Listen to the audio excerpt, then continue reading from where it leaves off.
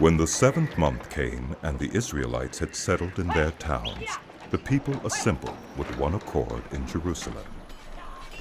Then Joshua, son of Josadak, and his fellow priests, and Zerubbabel, son of Shealtiel, and his associates, began to build the altar of the God of Israel to sacrifice burnt offerings on it, in accordance with what is written in the law of Moses, the man of God.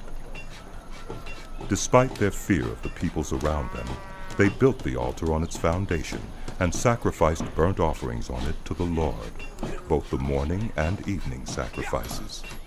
Then, in accordance with what is written, they celebrated the Festival of Tabernacles with the required number of burnt offerings prescribed for each day. After that, they presented the regular burnt offerings, the new moon sacrifices, and the sacrifices for all the appointed sacred festivals of the Lord, as well as those brought as free will offerings to the Lord. On the first day of the 7th month, they began to offer burnt offerings to the Lord, though the foundation of the Lord's temple had not yet been laid. Then they gave money to the masons and carpenters, and gave food and drink and olive oil to the people of Sidon and Tyre, so that they would bring cedar logs by sea from Lebanon to Joppa, as authorized by Cyrus, king of Persia.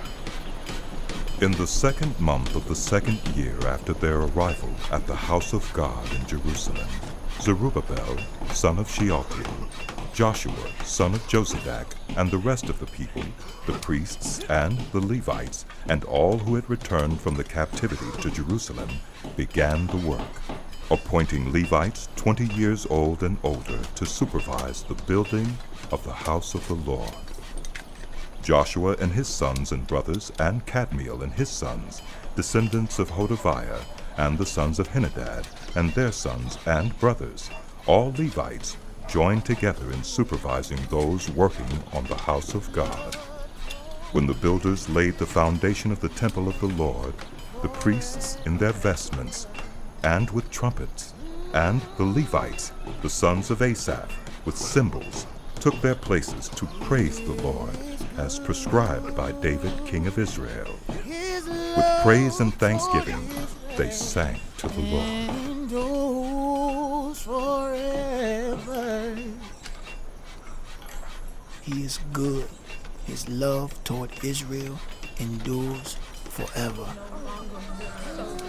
And all the people gave a great shout of praise to the Lord, because the foundation of the house of the Lord was laid. But many of the older priests and Levites and family heads who had seen the former temple wept aloud when they saw the foundation of this temple being laid, while many others shouted for joy. No one could distinguish the sound of the shouts of joy from the sound of weeping, because the people made so much noise, and the sound was heard far away.